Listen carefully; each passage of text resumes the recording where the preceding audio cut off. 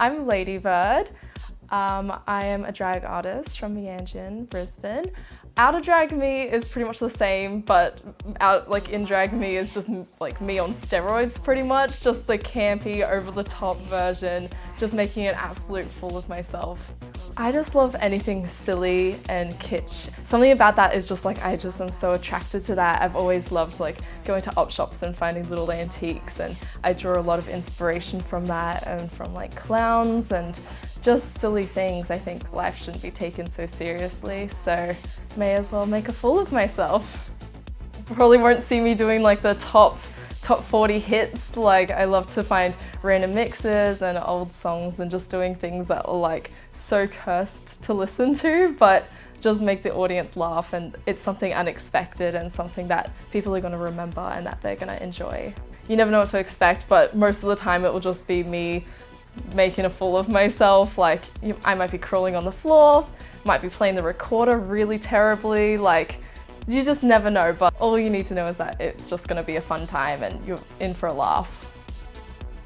Me and my friend actually started drag makeup through lockdown on Zoom. Pretty much we'd just like call every few weeks and we'd try out different makeup, and it was definitely a big learning experience, but we got there in the end. About a year and a half into it, I started to explore drag near me and what was surrounding me, and it was just like so eye-opening, and I just was like so drawn to it in a way that I've like never felt drawn to anything before. It kind of just like scooped in together all my favorite things.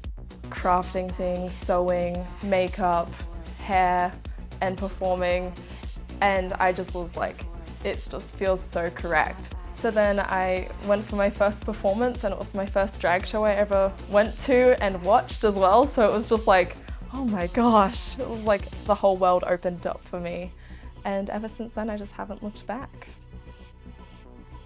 Kermit was actually my first sporties number that I did. It was like my first mix I ever made, and I was like, I need to do something absolutely ridiculous and silly. So I got this dress from the op shop, and I got some craft felt from Stacks and sewed it on, and I did this Kermit mix that was literally Rainbow Connection into a club mix of Rainbow Connection into Kermit singing Never Gonna Give You Up. So it's just absolute campery, really.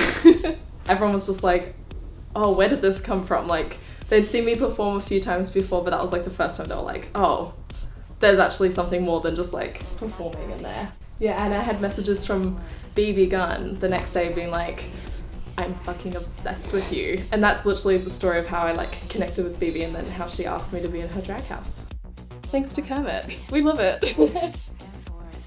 I think being able to feel so confident in this form and like having this on and just being like, oh, I feel so great, it really helps you like push forward and be like, oh yes, no, I am that bitch, like fuck off. Like, you know, you just become a lot more fearless, and I think in drag you kind of have to be, because I mean, people have been made fun of so much in the past, and there's been such a history about like negative things towards drag queens. Day to day I find like I'm a lot more confident.